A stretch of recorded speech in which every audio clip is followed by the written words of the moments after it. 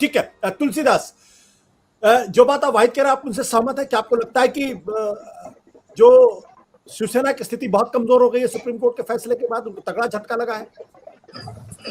बिल्कुल वैसे कह सकते हैं। खासकर मैं इसको दो हिस्सों में बांटना चाहूंगा। एक जो विधान भवन की पार्टी है शिवसेना, उसको लेकर डे वन से शिवसेना कमजोर विकेट पे खेल रही थी और वो लगातार वहां के जो विधायकों के नंबर बढ़ रहे थे, उनका मनोबल जरूर गिरा रहे थे।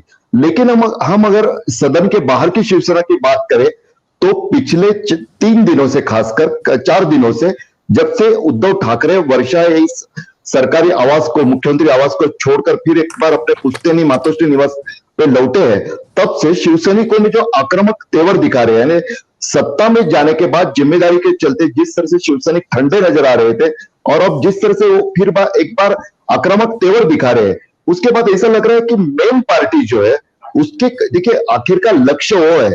भाजपा सिर्फ इतना नहीं चाहती आशुतोष जी कि सिर्फ विधायकों को साथ में ले ले। ये 30-40 विधायकों वाला खेल उतना नहीं है उनका। महाराष्ट्र के लिए भाजपा के दृष्टि से शिवसेना और उड़ा है, जो उनके ही हिंदुत्ववादी विचारों पर चलकर उनके लिए राह मुश्किल कर देता है। इवन जैसे कश्मीरी पंडितों के मामले में शिवसेना ने काफी बीच में एग्रेसिव भूमिका ली। तो उस तरह के मुद्दों पर भाजपा नहीं चाहती कि कोई उनके ही विचारों वाला पक्ष दल उनके खिलाफ खड़ा रहे, जो कि महाराष्ट्र में हो रहा है। यही वजह है कि आज देखिए वहां से अभी भी जब दीपक केसरकर बोलते तो उनका कहना था कि हम तो चाहते कि उद्धव ठाकरे भी साथ में आए और हमारी पार्टी, हमारी शिवसेना भाजपा के साथ मिलकर चले। वहां पर वो ये नहीं बता रहे कि हम कोई अलग हो गए। वो भी जानते हैं वैसे टेक्निकली, इतने बड़े उनके पास कानूनी विद है, तो वो भी जानते हैं कि मर्जर के अलावा कोई ऑप्शन नहीं है उनके पास। भले 40 क्या कल 45 भी विधायक हो जाते तो भी, लेकिन वो बाकी विधायकों का मनोबल तोड़ना नहीं चाहते, न ही उनके समर्थकों का। दूसरा इसमें का पहलू ऐसा है कि भाजपा क्या करेगी अब। भाजपा देखिए उस दिन, उस तड़के सुबह की शपथ ग्रहण को भुला नहीं पाती और रिस्क नहीं लेना चाहती, जैसे अजित पवार के साथ हुआ था। तो भाजपा इस बार जैसे सुधीर मुनगंटीवार, आज जब सागर जो कि देवेंद्र फडणवीस का सरकारी आवास है, उस पर भाजपा कोर कमेटी की मीटिंग हुई, उसके बाद सुधीर मुनगंटीवार को सामने आके मीडिया को बताना, ब्रीफ करने की जिम्मेदारी थी। उन्होंने कहा कि देखिए हम नहीं मानते कि कोई बागी है, हम तो चाहते हैं कि वही शिवसेना है और शिवसेना के साथ में आ जाए। अभी तक कोई प्रस्ताव नहीं आता है तो बेहतर है।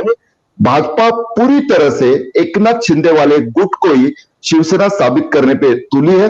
वैसे एज पर शिवसेना कॉन्स्टिट्यूशन के मुताबिक या फिर जो कुछ उनका चुनाव आयोग के पास दर्ज रिकॉर्ड है उसके मुताबिक वो संभव नहीं है, लेकिन कई चीजें 2014 के बाद की भाजपा की रणनीति में संभव करने की कला उनको आती है।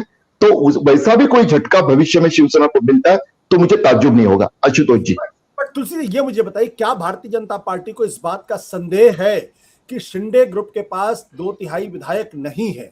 क्या इसमें कोई संदेह है? उनको लगता है कि, या उनको लगता है कि अभी जो पोस्चरिंग शिंदे ग्रुप की तरफ से की जा रही है वो दिल्ली, वो मुंबई आने के बाद बदल सकती है, उसमें से कुछ विधायक जो वापस जा सकते हैं शिवसेना? क्या ये संदेह है? क्योंकि अगर उनको इस बात का भरोसा है कि उनके पास की 2/3 जो विधायक है वो शिंदे के साथ है, तो फिर गवर्नर के पास जाना चाहिए, एक दिन के अंदर बहुमत साबित करना चाहिए, या अविश्वास प्रस्ताव लेके आना चाहिए, सरकार गिरानी चाहिए और अपनी सरकार बनानी चाहिए? आपने जो बात की है कि शिंदे गुट के पास जो विधायक है वो 2/3 है, उसमें भाजपा को शक नहीं है क्योंकि उनकी साइन भी हो चुकी है। लेकिन दिक्कत कहां पर है, वहां पे रहते रहते और बाहर जो जन प्रक्षोभ दिखाई देने लगा है उससे देखिए विधायकों को चाहे जिस तरीके से उन्होंने अपने साथ लिया हो, लेकिन जाना है तो उनको लोगों के पास बाद में 2.5 साल बाद वोट मांगने के लिए। और वहां पे एक दिक्कत यहां पर महाराष्ट्र में ऐसी है कि कई चुनाव क्षेत्र ऐसे कि जहां पर शिवसेना के नाम पे कोई भी खड़ा रहता है वो चुनाव में, मैं एक परभनी नाम के चुनाव क्षेत्र का जिक्र किया था, संसदीय चुनाव क्षेत्र है, हर 5 साल वहां के लोग शिवसेना को चुनते हैं, वहां का सांसद कांग्रेस या राष्ट्रवादी में चला जाता था या किसी और दल में, लेकिन फिर एक बार वहां से शिवसेना का प्रत्याशी जीत के आता था। तो इस वजह से विधायक सहमे हुए हैं कि हम लोग शिवसेना का नाम नहीं हटाना चाहते, वो हमें ब्रांड चाहिए साथ में। साथ ही में और इसमें बात ऐसी है कि देखिए कुछ विधायकों के अंदर जो चल रहा है, शिवसेना के एक सांसद है, एमपी है औरंगाबाद से, चंद्रकांत खैरे, वो एक टीवी चैनल से बात कर रहे थे, उसी समय उनको बोरनारे नाम के एक शिवसेना विधायक का कॉल आया, उन्होंने उनको लाइव में सुनाया।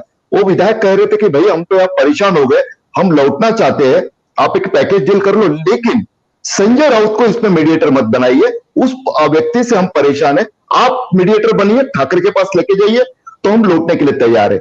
एक बोरनारे का यहां पे एग्जांपल मैंने बताया, हो सकता है, देखिए उद्धव ठाकरे पूरे देश में जिस तरह से एक आम आदमी, एक सीधे साधे व्यक्ति के बारे रूप में उनकी इमेज तैयार जरूर की गई है, लेकिन वो भी काफी अच्छे अनुभवी और राजनेता है। उन्होंने कुछ अपने लोग वहां पे ट्रोजन हाउस के तौर पे प्लान किए हो, इस संभावना से भी भाजपा को थोड़ा सा एक आशंका लगती है, जो भाजपा के नेता निजी बातचीत में एक आशंका व्यक्त करते हैं। तो पूरी तरह से ठोक बजाकर, इसीलिए वो चाहते थे कि 45 तक फिगर पहुंचे, यानी 7-8 इधर उधर हो जाते तो भी इनका आंकड़ा 2/3 से कम न हो जाए। लेकिन अभी तक 40 से आगे नहीं जा रहा है, 41 तक गया था। एक राहुल पाटिल का नाम आया था, आगे मीडिया ने ब्रेकिंग चलाई, लेकिन तुरंत वो मीडिया के सामने आ गया, बोले नहीं मैं तो मुंबई में हूं, मैं गुवाहाटी नहीं गया हूं। तो अब जब तक भाजपा पूरी तरह से आश्वस्त नहीं हो जाती, या जिन लोगों के बारे में संदेह है उनको अपने तरीके से मैनेज नहीं कर लेती, तब तक मुझे लगता है भाजपा अपनी ओर से नहीं करेगी। अविश्वास प्रस्ताव की बात भी हो सकता है, जो चर्चा है कि छोटे दलों को आगे करके भाजपा वो अविश्वास प्रस्ताव सदन में लाएगी। जिस तरह से अभी वो कहते हैं कि नहीं शिवसेना की बगावत के पीछे हमारा कोई हाथ नहीं, उसी तरह से अगर अविश्वास प्रस्ताव पारित हो जाता है तो देखिए हमने कर दिखाया, और नहीं होता है हमारा थोड़ी था। इस पूरी तरह से उनका चित भी उनकी और पट भी उनकी रहेगी। सत्य हिंदी का ऐप डाउनलोड करें गूगल प्ले स्टोर पर।